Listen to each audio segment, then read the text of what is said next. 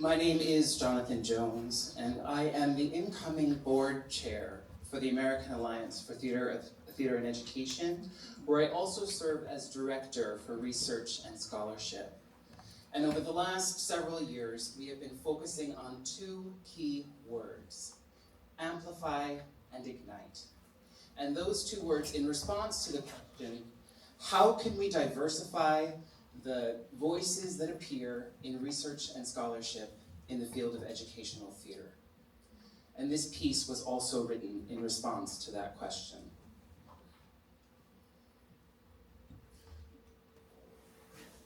Bernice was an oak of a woman, firmly grounded and unmovable. Never loud, her physical presence alone negated any need for verbosity. She was a maestro in the kitchen, ever vigilant at the mahogany stove at the rear of her railroad-style apartment in Brooklyn, New York. Bernice at that stove. That's the most vivid image I have of my paternal grandmother. At more than 6 feet tall, she was a sturdy oak. In 1989, she and my grandfather were going to have a going-away party thrown by my grandmother's church. You see, she had served there for many years, and they wanted to give her a proper send-off to Orangeburg, South Carolina. Now, my immediate family are church-going Catholics, so we had a very rigid sense of what church was supposed to be like. And this first visit to a Pentecostal wonderland, why, that was altogether disquieting. The congregation could speak out of turn to praise Jesus. You could raise your hand in the air whenever the Spirit moved you, even though everybody else was seated and not moving. The pastor extolled the virtues of Mother Jones. Mother, did he say? But whatever images the pastor may have conjured through his words, it was the actions I saw in that church that really lit my mind aflame. For as my grandmother was so overwhelmed with the possibility that God had bestowed upon her, the Holy Spirit got a hold of her. Amen, might be shouted from one corner of the church. Praise his name, might be shouted from another. But this was child's play when compared to the outward movements and excitement and I don't know that came out of my grandmother. All at once she was up and down the aisle with her arms in the air flailing. I don't know at that young age that I had heard that sometimes people speak in tongues when God moves them so, and yet here it was before me. And to my young eyes, my grandmother had crossed over. She was recast as someone who was entirely unknowable and unknown to me. And what I know now that I couldn't understand then was that she was still the same great oak that she had always been. She just was no longer tethered to that mahogany stove of my experience. She had deep roots, and it would take me many years to excavate their meaning. Some 30 years before that visit to the church, Bernie was known throughout Orangeburg County as the hardest worker.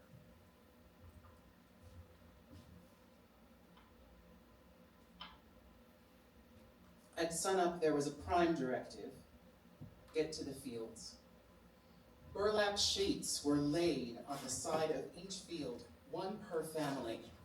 And for some cotton pickers, they might well be a family of one, ready to make their own if they could just pick enough. But this was not Bernie's way, because even though she was the hardest worker, she knew that her work alone could not manifest all that God could provide. So she had her 4 children at her side. To their young eyes, the cotton fields of Orangeburg were a heavy burden. Nevertheless, they each had a sack over their shoulder, ready to do their day's work. there was an order and a rhythm. Fill your sack, and then carry it over to the burlap sheet, where you could add to this mountain of accomplishment that Bernice was building. Then right back to your place in the line, where you could continue collecting those balls. And you would then embark on your third or fourth contribution. And when the day was done, the children would help Bernice to tie the corners of the sheets together, and she would carry them off to the truck, where they would be weighed and tabulated towards their week's earnings. When free moments arrived, the children would run and play, but Bernie, she had game all her own. Get in here and get this titty and get yourself to bed, piggy. And the mortified 5-year-old version of he who would one day become known as my father would stop chasing some neighbor's girl and creep his way back to his mama. These were simpler times for each sapling of this fully grown but not yet great oak. Now, on my mother's side, Doris was a city mouse to Bernice's country mouse. She was born and raised in the pre-Rust Belt cities of central New York State, along the not yet purposeless Erie Canal. And whereas Bernice was a physically towering presence, Doris was, in a word, frail. She passed away at only 62 years of age, the results of a childhood bout of rheumatic fever. And like Bernice, Doris too was a prayer warrior, a Catholic, familiar. And like Bernice, Doris had a whole life before I knew her. Her parents threatened to disown her when she told them that she was going to marry Ed. She was a city girl, and though Ed was a war hero, his family were farmers, and that was unacceptable. And this disowning dance would replay itself when my mom, Donna, told Doris and Ed that she was going to marry my father. For although they were both Marine veterans, he was black. Now, the cotton-picking youth of my father may have helped him to form a kinship with Ed, but Doris, she remained skeptical. In 1969, a year before my parents met, Donna had just enlisted in the Marine Corps, and she was stationed in Albany, Georgia. And on the evening of September 7th, a male Marine made a pass at her just outside of the women's barracks. As Donna was unwelcoming of his advances, he slapped her in the face. Understandably upset, Donna went into the barracks and she called Doris on the phone. "You have to report this," Doris counseled her. "But I can't, Mom." "Why can't you?" "Because he was black. And I don't want them to think that I'm prejudiced." "Well, that's absurd. What about the other women? If you don't report this, he might do it again." And Donna remained silent.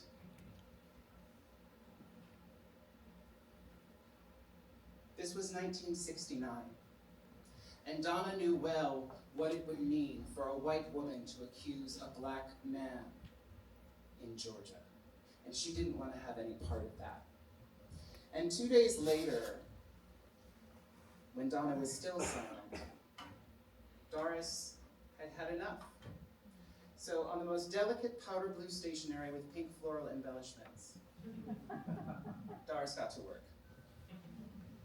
"Dear Madam, I received a phone call from a very upset girl, my daughter. She related an incident that had taken place the night before, on September 7th, in which a Marine, a man, I presume, not only harassed her but struck her, after which she ran into the barracks. And from what Donna said, I imagined that he was colored. She did not turn this in, as I understand, because of her own inner feelings that this would give the impression that she was prejudiced and perhaps incite a riot. My main concern, you see, is for the welfare of my daughter. It certainly appears that these women are not given much, if any, protection. Isn't the barracks off limits for men? And isn't this seen to at all times? Like Donna, I don't feel that the stress should be on this one person alone, but rather better security for the women's barracks and the women. Perhaps you can inform me more about this matter and what has been done about it. I certainly hope no further incidents should take place, such that it would compel me to notify my congressman. Expecting to hear from you immediately before I carry this any further at this time. Doris received a response dated September 17th. Dear Mrs. Davis, Cole, I was informed on September 8th of the incident in which Donna was allegedly slapped by an unknown assailant. I immediately ordered an investigation, and the results thereof will be forthcoming within the next few days. With reference to your question concerning the security of the women Marine barracks, this area is off limits at all times to male personnel, with the exception of a reception room downstairs, where our women Marines may receive guests during the evenings and on weekends. Your concern for your daughter is appreciated, and I hope that this information will serve to relieve your anxiety. Sincerely yours, Major General. No, Major, this did not relieve Doris's anxiety. Rather, it inflamed her all the more. September 18th, 1969. Dear sir, I am not an individual trying to make trouble for her or the Marine Corps by contacting my congressman, but is this the action I have to take? As I had stated in my first letter, I felt better protection should be afforded to these women Marines. Friday, September 12th, the date of receipt from my letter. Donna called very late in the day. She was very upset that the captain had called her in, stating she was drawing up Donna's papers for and recommending her for discharge because of obesity. And did Donna want counsel? This to me was her reaction to my letter. Rather than treat the problem at hand, get rid of the individual. I feel I do have a right to inquire about this problem of protection, and now about the captain's action of September 12th. Also, I would like to know why, in 16 months of service, Private Donna Cole has not been promoted. I am led to believe that the captain has told Donna's work section not to recommend her for promotion because she'll do nothing about it. Isn't private to Lance Corporal automatic after 4 months of service? How many of your men are not overweight between enlistments? Hoping to hear from you before I forward both of my letters to my congressman.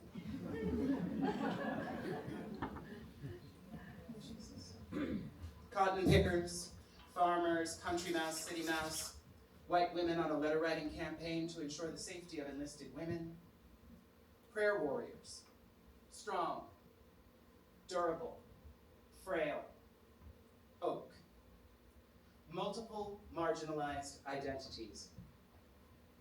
Learning about who they were has been a journey to knowing who I am. But what can I make of this? I know well the sting of assumptions about who I am and what I'm supposed to be, what I'm supposed to do. Child of a cotton picker, grandchild of prayer warriors. Am I supposed to be a doctor, an educator, an editor, an author, a professor? I am certainly not an imposter. I am all of these identities and more, and I am enough.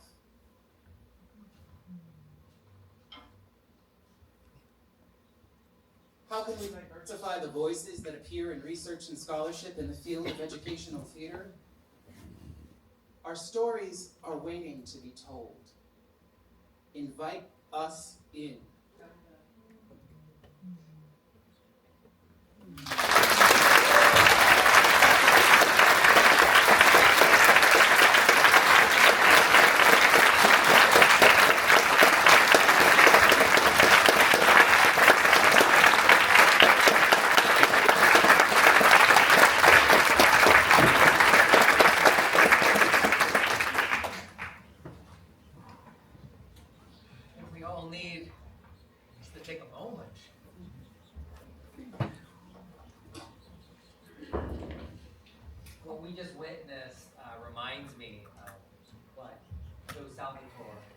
mentioned during the opening plenary, the shortest distance between two people is a story. And Jonathan, you and I have been corresponding on Zoom calls, and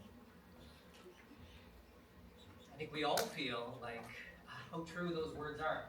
I'm just curious, folks, we're all going to have time to speak with these amazing artists, but I just want to ask you in this moment, briefly, tell me about, this epistolary structure, this trove of letters. It is, it is so extraordinarily powerful. Tell me about the moment that you discovered this correspondence, and when did you know you had to share it? For some of you in the room, you haven't experienced this yet, but when my mother passed away, I inherited all her stuff. And some things were really important to me that I'd go through them right away, and other things I knew could wait until later. And the things I knew I had to deal with right away were pictures and papers and things, because I was worried, first of all, that I couldn't keep all of it, but also that something might happen to me. And there were a number of scrapbooks that we had in our house when I was a kid, and we looked at them regularly, but apparently not very closely, because those letters revealed things that I had never heard before. And so as soon as I looked at them, I'm immediately photographing them to send them to my siblings, like, what is this? How did we not know this was here? And so that was like seated there as something that was really revelatory to me about this past of my life and my family that I didn't know about. And so one thing led to another, just in terms of finding out more information. Wonderful. And we will, I promise you, we will have a chance to continue this conversation with Jonathan. But just for now, let's show our appreciation.